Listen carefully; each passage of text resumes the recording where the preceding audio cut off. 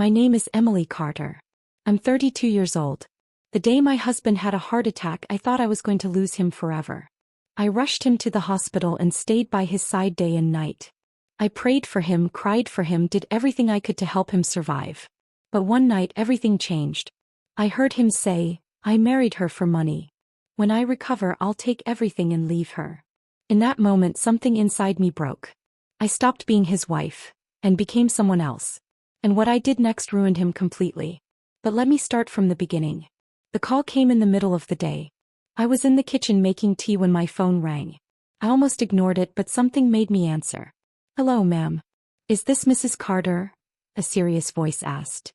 "Yes. Your husband collapsed at his office. It appears to be a heart attack. He's being taken to the hospital now." For a second, I couldn't understand the words. Heart attack? No, that couldn't be right. "He's stable for now," the man continued. "But you should come immediately." My hand tightened around the phone. "I'm coming," I said quickly. I don't even remember the drive. Everything felt like a blur. The traffic, the noise, the people. All I could think was, what if I lose him? When I reached the hospital, my hands were shaking. "Where is he?" I asked the nurse. She checked and pointed down the hall. "Room 7. I ran. When I reached the door, I froze. He was lying there, pale and still, machines connected to his body. For a moment it felt like my heart stopped too. I walked in slowly. "Adrian," I whispered. No response. I took his hand. It was cold. Tears filled my eyes instantly. "Please don't leave me," I whispered. That night I didn't go home.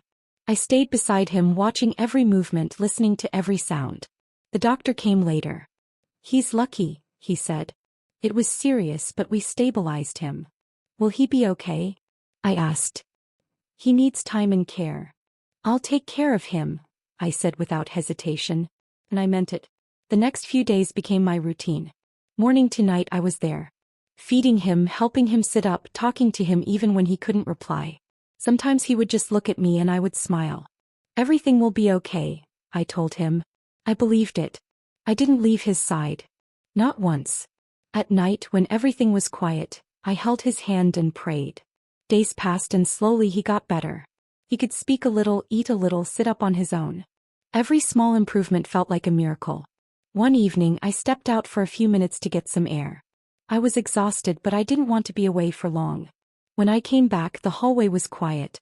As I approached his room, I noticed the door was slightly open. I slowed down. Then I heard his voice. But something felt wrong. It wasn't weak or tired. Sounded normal. Calm. Almost happy. I frowned and looked inside. And in that moment my world shattered. A young woman stood beside his bed, holding flowers. He was smiling. And he was looking at her in a way he had never looked at me. "Hi, love," he said softly. "I missed you." My heart dropped. She stepped closer. "Of course I came," she said gently. He reached for her hand. "Don't worry," he whispered. "Just a little more time and no one will be able to separate us." My grip tightened around the coffee cup. "I only love you," he said. Tears filled my eyes. "This marriage," he added casually, "was just for stability." My breath stopped. I needed a secure life, and she had everything. The woman let out a soft laugh. "So your wife really has no idea?" He smirked. "She's too innocent. She believes everything I say." They both laughed. A sharp pain hit my chest. "You've been cheating on her from the beginning," the woman added. "And she still loves you blindly." He sounded proud when he answered. "That's my skill. I know exactly how to control women." My vision started to blur. "I've handled everything," he continued calmly. "Her money, her assets."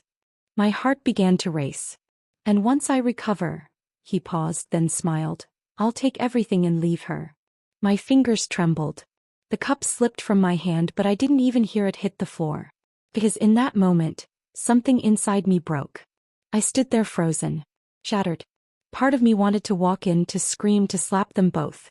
I wanted answers. I wanted him to look me in the eye and explain why he destroyed everything we had. But something stopped me. Maybe it was the pain. Or maybe it was the last piece of my dignity. Slowly I stepped back. My legs felt weak, my chest heavy. Without making a sound, I turned and walked away. I didn't go back into the room. I walked out of the hospital and into the small garden outside. It was quiet, empty. I sat on a bench, and finally broke down. For 5 years he had been my whole world. I loved him, trusted him, gave him everything, my time, my dreams, my heart, even my property. And all along he was using me. Now everything made sense. Why he always avoided talking about children. Why he would smile and say, "Let's enjoy life first. We have time." Thought it was love. But it wasn't. I was just part of his plan. I cried for a long time. But slowly, something changed. The tears stopped. My breathing steadied. And for the first time I stopped asking, why? Instead I asked something else. What now? I wiped my tears and took a deep breath. Okay, I whispered to myself. If this is what you want, then fine. My voice was calm. No more love. No more begging. Let's play your game. In that moment the woman I used to be disappeared. And someone else took her place. When I walked back into the hospital my face was calm. Soft.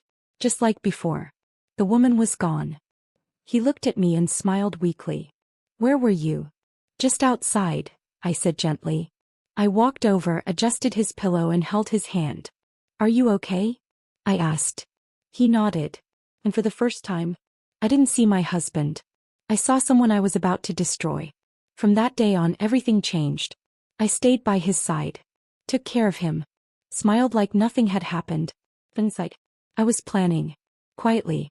Carefully. I contacted a lawyer. I started reviewing everything. Bank accounts, property papers, documents. Every detail mattered now. He had no idea. He still believed I was his loyal, innocent wife. And that was his biggest mistake.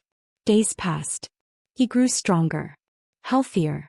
And every time he smiled at me I smiled back. But inside I was counting. Counting days. Counting steps. Waiting for the right moment.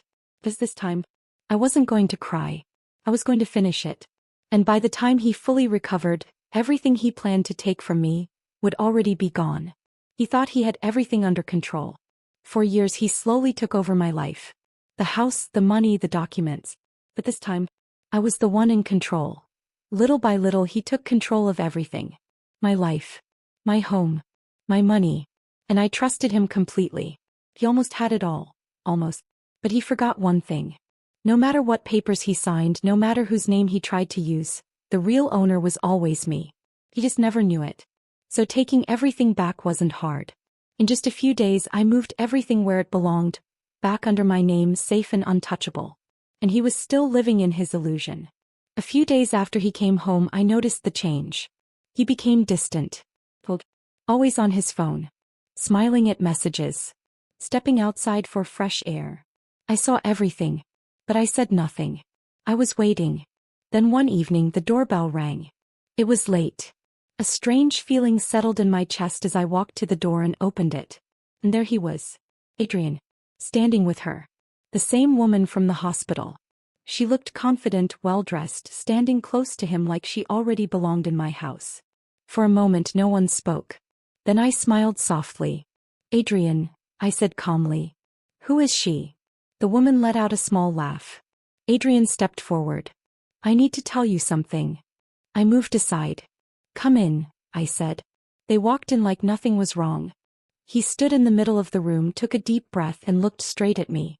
For years, he began, his voice heavy, I tried to be happy with you. My fingers curled slightly but my face stayed calm. I gave you everything, he continued. A good life. Comfort. Security. He paused.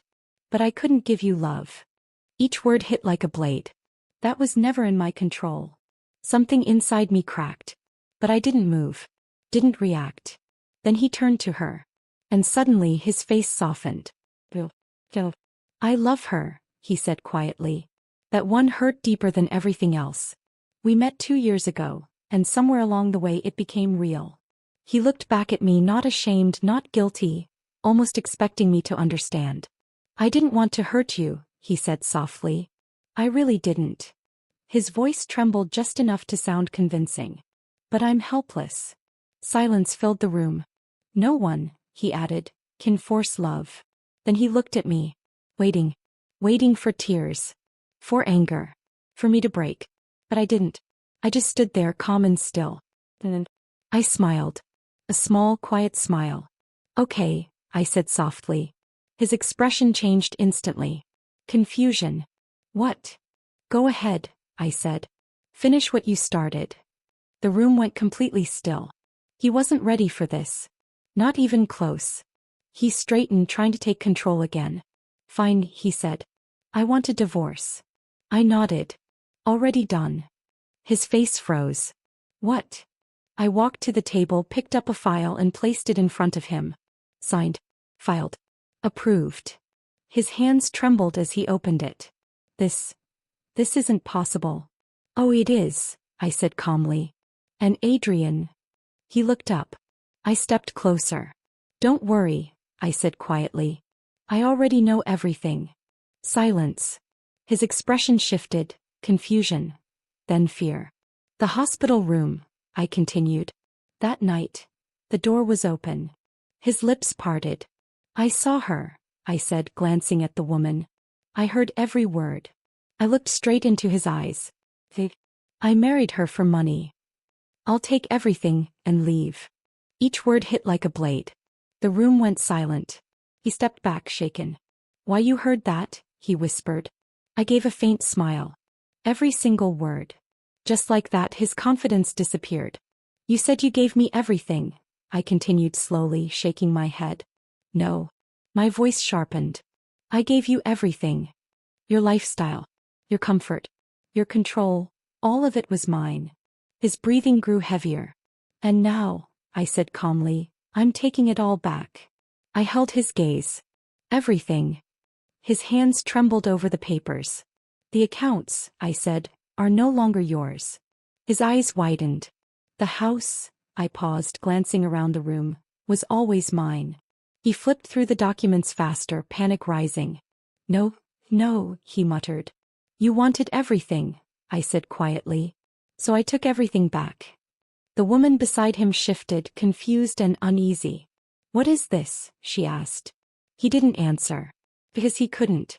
I looked at her. He told you he had everything, didn't he?